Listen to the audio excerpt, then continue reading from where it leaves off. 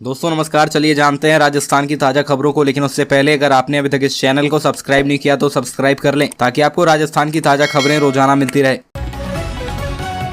सबसे पहली और बड़ी खबर, यातायात पुलिस के 500 नवीन पदों का होगा सृजन, 5 जिलों में खुलेंगे अल्पसंख्यक छात्रावास। प्रदेश में यातायात व्यवस्था अब अधिक मजबूत होगी। मुख्यमंत्री अशोक गहलोत ने बढ़ते वाहनों के दबाव में सुगम यातायात व्यवस्था के लिए 500 नवीन पदों के सृजन को मंजूरी दे दी है। गहलोत की स्वीकृति से उप निरीक्षक के 20 पद, हेड कांस्टेबल के 80 पद और कांस्टेबल के 400 पद सहित 500 पद सृजित होंगे। उल्लेखनीय है कि वित्तीय वर्ष 2023-24 के बजट में मुख्यमंत्री द्वारा इस संबंध में घोषणा की गई थी। बता दें कि मुख्यमंत्री अशोक गहलोत ने 5 नवीन अल्पसंख्यक छात्रावास खोलने के भी प्रस्ताव को मंजूरी दे दी है। राजस्थान में जिन 5 जिलों में अल्पसंख्यक छात्रावास खुलेंगे उनमें धौलपुर, प्रतापगढ़, बाड़मेर, करौली और बांसवाड़ा अल्पसंख्यक छात्रावास संचालित होंगे।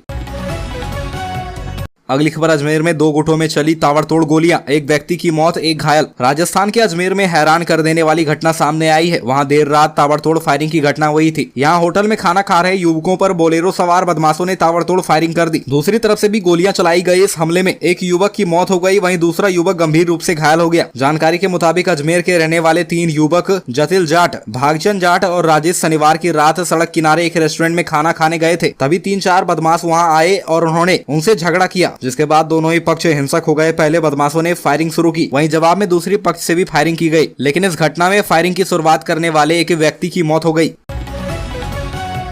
अगली खबर, जयपुर विस्फोट मामले में आरोपियों को बरी किए जाने के खिलाफ अपील पर सुनवाई करेगा सुप्रीम कोर्ट।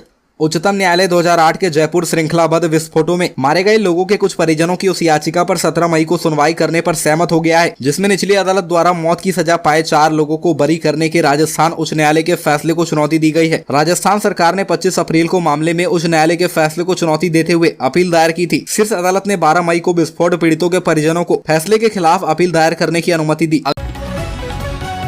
अगली खबर, कर्नाटक में जीत पर कांग्रेस कार्यकर्ताओं ने मनाया जश्न, आतिशबाजी कर एक दूसरे को मिठाई खिलाकर दी बधाई। चूरू के पंखा रोड स्थित शहर और देहात ब्लॉक कांग्रेस कार्यालय मंडले हाउस के सामने कांग्रेस कार्यकर्ताओं ने नगर परिषद सभापति पायल सैनी की अगुवाई में आतिशबाजी की और एक दूसरे को मिठाई खिलाई। कर्नाटक चुनाव में कांग्रेस की जीत पर पार्टी कार्यकर्ताओं के द्वारा अपनी खुशी का इजहार किया गया। कार्यक्रम में चूरू शहर ब्लॉक अध्यक्ष असलम खोखर व देहात ब्लॉक अध्यक्ष किशोर दांदू भी मौजूद रहे। नगर परिषद सभापति पायल सैनी ने कहा कि भाजपा की विभाजनकारी नीतियों से अब देश की जनता परेशान हो चुकी है। कांग्रेस पार्टी ने राजस्थान मॉडल के आधार पर कर्नाटक विधानसभा चुनाव लड़ा, जिसमें कांग्रेस पार्टी को पूर्ण बहुमत मिला है, जिसमें कांग्रेस के राष्ट्रीय नेता राहुल गांधी की भारत जोड़ो यात्रा का असर भी साफ रूप से दिखाई दिया है। उन्होंने कहा कि राजस्थान के मुख्यमंत्री अशोक गहलोत के विकास कार्यों और जन कल्याणकारी नीतियों को गहलोत मॉडल के रूप में कर्नाटक में पेश किया गया है।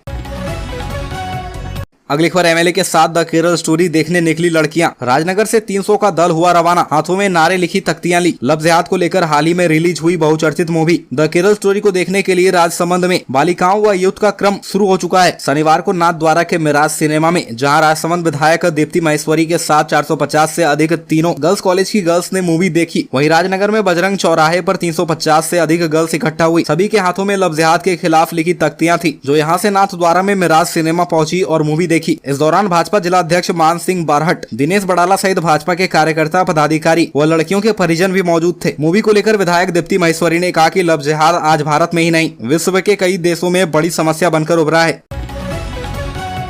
अगली खबर, जयपुर में पायलट की संघर्ष यात्रा की एंट्री। करप्शन और पेपर लीक के मुद्दे पर सचिन पायलट की जनसंघर्ष यात्रा का तीसरा दिन पूरा हुआ। अब सोमवार तक यात्रा जयपुर में ही चलेगी। शनिवार देर शाम 7:30 बजे यात्रा नासनोदा पहुंची। रविवार सुबह 9 बजे से फिर यात्रा शुरू हुई। इधर पायलट की यात्रा राजधानी की तरफ बढ़ने के साथ ही उनके तेवरों में लगातार तल्खी बढ़ती जा रही है। वह लगातार पेपर लीक और करप्शन के मुद्दे पर सीएम अशोक गहलोत को घेर रहे हैं। पेपर लीक मामले में पकड़े गए आरपीएससी मेंबर बाबूलाल कटारा के घर पर बुलडोजर नहीं चलाने पर पायलट तंज कस रहे हैं। बीजेपी राज के करप्शन के खिलाफ कार्रवाई नहीं करने को लेकर भी रोज सवाल उठा रहे हैं। उनके भाषण सरकार को लेकर लगातार तीखे हो रहे हैं।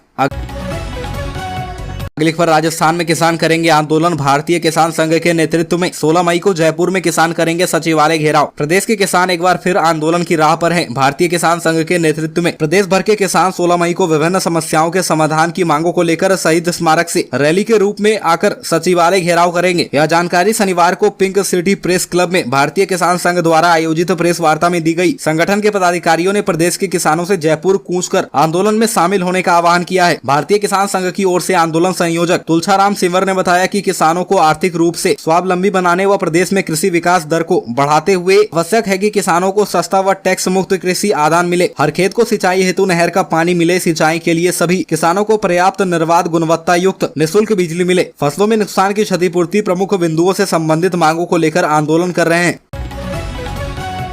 अगली खबर, पायलट समर्थक अभिमन्यु बनेंगे यूथ कांग्रेस अध्यक्ष। टॉप 3 में यशवीर भी सचिन खेमे से। गहलोत खेमे के सतवीर का आरोप, ऐप में छेड़छाड़ हुई है। राजस्थान में चरम पर चल रही आपसी खींचातान के बीच राजस्थान में यूथ कांग्रेस के चुनाव परिणाम आ गए। यूथ कांग्रेस अध्यक्ष के लिए 15 प्रत्याशी मैदान में थे। इनमें से अभिमन्यु पुनिया, सुधेंद्र मुंद और यशवीर सूरा टॉप 3 दावेदारों के रूप में सामने आए हैं। यूथ कांग्रेस के वोटों की गिनती में बड़ी संख्या में वोट खारिज भी हुए। इसी का असर रहा कि प्रत्याशियों को दावे के मुकाबले काफी कम वोट मिले। वोटिंग की बात करें तो सबसे ज्यादा 2,30,079 वोट अभिमन्यु पुनिया को मिले हैं। वहीं उसके बाद दूसरे नंबर पर सुधेंद्र मुंड हैं। उन्हें 1,97,385 वोट मिले हैं। तीसरे नंबर पर यशवीर सूरा रहे, जिन्हें 1,59,640 वोट मिले। इन तीनों दावेदारों के बीच से ही यूथ कांग्रेस को राजस्थान में नया अध्यक्ष मिलेगा।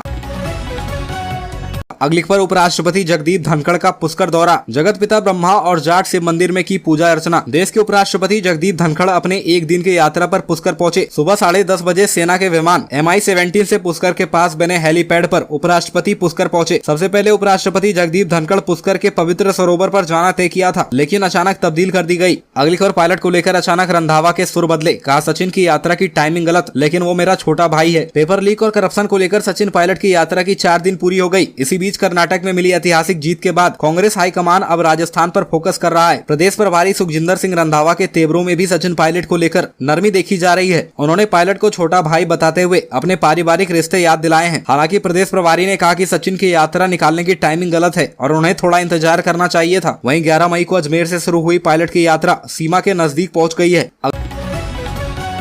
अगली खबर, गहलोत बोले सरकार बचाने में वसुंधरा कैलाश मेघवाल का सहयोग रहा। सीएम अशोक गहलोत ने एक बार फिर सियासी संकट में सरकार बचाने में पूर्व सीएम वसुंधरा राजे और कैलाश मेघवाल के सहयोग का जिक्र करके सियासी चर्चा छेड़ दी है। गहलोत ने मिली भगत के सचिन पायलट के आरोपों पर पलटवार करते हुए भी तंज कसा है। गहलोत ने कहा कि मैंने कह दिया था कि हमारी सरकार को बचाने में वसुंधरा और कैलाश मेघवाल का सहयोग रहा है, उसका लोगों ने गलत मतलब निकाल लिया। बचाने का अर्थ यह थोड़ी है कि वसुंधरा ने कह दिया कि मैं आपकी सरकार के साथ खड़ी हूँ। साथ ही पायलट पर कहा कि मैं 156 सीट लेकर आया हूँ, मैंने कभी घमंड नहीं किया कि मैं लेकर आया हूं। गहलोत नागौर जिले के कुचामन सिटी में महंगाई राहत कैंप की सभा में शनिवार को बोल रहे थे।